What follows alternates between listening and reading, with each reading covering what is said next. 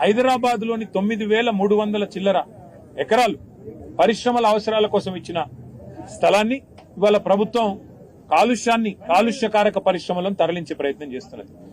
కాలుష్యాన్ని నివారించాలనడంలో ఎవరికి రెండో అభిప్రాయం లేదు. కాలుష్యం ఉండే పరిశ్రమల్ని తప్పకుండా నియంత్రించాలి, నివారించాలి.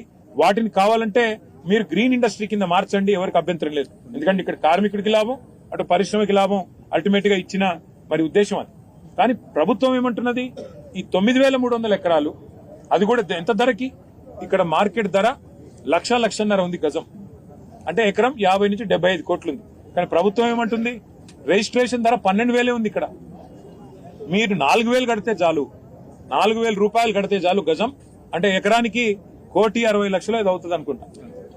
1,60,00,000 కడితే నీకు 50 కోట్ల నుంచి 75 కోట్ల విలువ చేసే భూమిని ఫ్రీగా ఇస్తా, అది తీసుకొని నువ్వు అపార్ట్మెంట్లు కట్టుకో, నువ్వు బ్రహ్మాండంగా 10 తరాలకు సరిపడా ఆ పారిశ్రామికవేత్త పెద్ద ఆయన ఎవరైతే ఉన్నారో ఆ యాజమానిగా వారు సంపాదించుకోవచ్చు అని చెప్తున్నారు. కానీ వాస్తవం ఏంది, ఇది ప్రజల భూమి, ప్రజల సంపద. ఈ ప్రజల భూమిని ఆనాడు ప్రభుత్వాలు ప్రజల దగ్గర నుండి సేకరించి, రైతాంగం దగ్గర గాని రెవెన్యూ భూములు గాని సేకరించి పరిశ్రమలకు ఇచ్చిన ఉద్దేశం ఉపాధి కల్పన, సేకరించి ఈ పారిశ్రామికవేత్తలకు కట్టబెట్టిన ఉద్దేశం రాష్ట్ర ఆదాయం పెరగాలని, అంతేగాని ప్రైవేట్ వ్యక్తుల జేబులు నిండాలని కాదు. అందుకే ఈ 9,300 ఎకరాల భూ కుంభకోణం, 5 లక్షల కోట్ల భూ కుంభకోణం ఏదైతుందో దీన్ని బీఆర్ఎస్ పార్టీ క్షేత్రస్థాయిలో పోరాడాలని చెప్పే నిర్ణయం తీసుకొని నిన్న ఉప్పల్ నియోజకవర్గంలో, అట్లాగే నిన్న మల్కాజ్గిరి నియోజకవర్గంలో మా నాయకులు మత్స్సునాచారి గారు, జగదీష్ రెడ్డి గారు, వారందరూ కూడా కొన్ని బృందాలు అక్కడ పోయినాయి. ఇవాళ మేమందరం కూడా, నేను, మా వివేక్ గారు, మా కృష్ణారావు గారు ఎమ్మెల్యే గారు, అట్లాగే పల్లా రాజేశ్వర రెడ్డి గారు, మా సత్యవతి రాథోడ్ గారు, ఎమ్మెల్సీ రాజు గారు, మేమందరం ఇక్కడికి రావడం జరిగింది. మిగతా బృందాలన్నీ కూడా ఇవాళ వివిధ పారిశ్రామిక వాడల్లో పర్యటనకు వెళ్తా ఉంది.